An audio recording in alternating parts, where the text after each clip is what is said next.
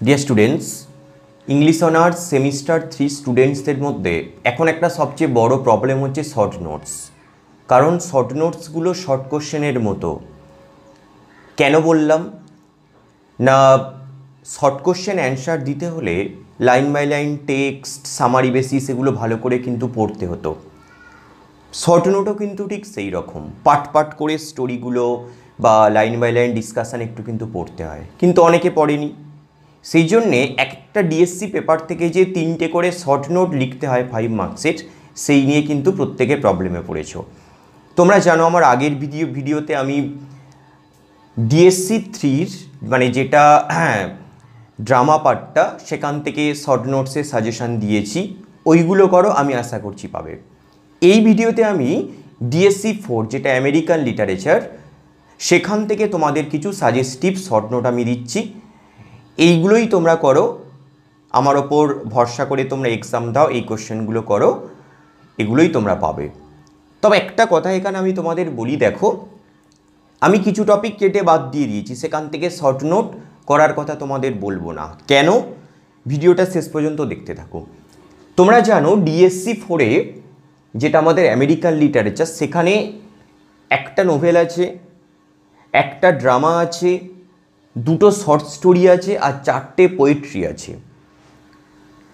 প্রত্যেকটা পার্ট থেকেই কিন্তু শর্ট নোট থাকবে, নোভেল থেকেও থাকবে, ড্রামা থেকেও থাকবে, শর্ট স্টোরি থেকে থাকবেও, পোয়েট্রি থেকেও থাকবে।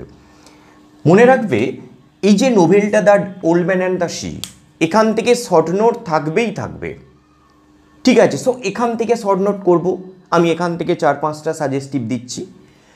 ডেথ অফ এ সেলসম্যান, এর কোনো অপশান নেই, এইটা থেকে অবশ্যই শর্ট নোট থাকবেই থাকবে। সো এই দুটো করলে আমরা 2টো শর্ট নোট পাবো। এবার দেখো 2টো শর্ট স্টোরি আছে, যে শর্ট স্টোরিগুলো আছে অনেকটা কিন্তু ইজি, সামারিও খুব ইজি, লাইন বাই লাইন টেক্সটও খুব ইজি। এই দুটো থেকে আমরা কিন্তু শর্ট নোট আমরা করব। বাকি যে 4টে পোয়েম আছে, সেই পোয়েমগুলো আমি তোমাদের কোনোভাবেই বলবো না যে ওইগুলো থেকে শর্ট নোটস তোমরা করো, কারণ একটা পোয়েমের লাইন থেকে তুলে শর্ট নোট দিতে পারে, বা আরও অনেক কোশ্চেন হয়, অতগুলো করতে পারবে না। যারা করবে তাদের বেটার চান্স থাকবেই, কিন্তু পোয়েট্রি পার্টটা তোমরা টোটালি ডিনাই করতে পারো। ঠিক আছে, এবার আমি এই যে 4টে টপিক দেখালাম, এই 4টে টপিক থেকে করলেই কিন্তু শর্ট নোটের পার্টটা তোমাদের কভার হয়ে যাবে। ঠিক আছে, এবার এই 4টে টপিক থেকে আমি কোন শর্ট নোটগুলো দিয়েছি খাতায় একটু নোট ডাউন করে নাও, কারণ আমি মুখে কোশ্চেনগুলো বলবো, তোমাদের কিন্তু লিখে নিতে হবে। আরেকটা কথা বলি, ওই ডিএসসি 3 শর্ট নোট সাজেশনটা যদি কেউ দেখে না থাকো, ডিসক্রিপশান বক্সের লিঙ্ক আমি দিয়ে দিয়েছি। আরেকটা কথা বলি, আমার টেলিগ্রাম চ্যানেলে তোমরা জয়েন হতে পারো, সেখান থেকে অনেক হেল্প তোমরা পাবে ফ্রি অফ কস্টে।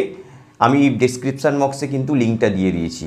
আরেকটা কথা, এই যে শর্ট নোট অ্যান্সার বা লং অ্যান্সার সাজেস্টিভ, এর অ্যান্সারগুলো যদি তোমরা পারচেস করতে চাও, স্ক্রিনে দেওয়া হোয়াটসঅ্যাপ নম্বরে যোগাযোগ করো। আর আমার কাছে যদি অনলাইন বা অফলাইন ক্লাস করতে চাও, আমার স্ক্রিনে দেওয়া নম্বরে যোগাযোগ করতে পারো।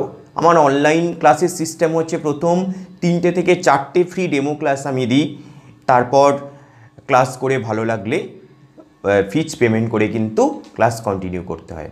আরও একটা কথা বলি, আমার অনলাইন ক্লাসের অফলাইন ক্লাসের ফিজ কিন্তু অন্যান্যদের থেকে অনেকটাই বেশি।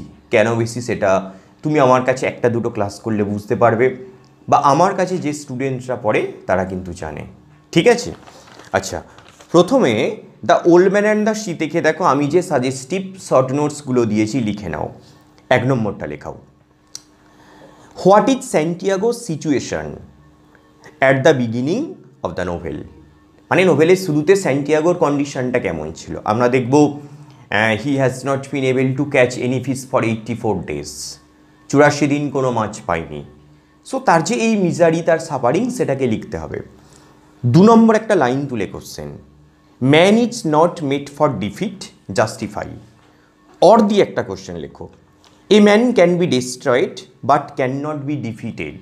খুব ইম্পর্টেন্ট এবছরের জন্য, এটাকে এক্সপ্লেন করে দিতে পারে। 3 নম্বর লেখো, describe Santiago struggle against the sharks.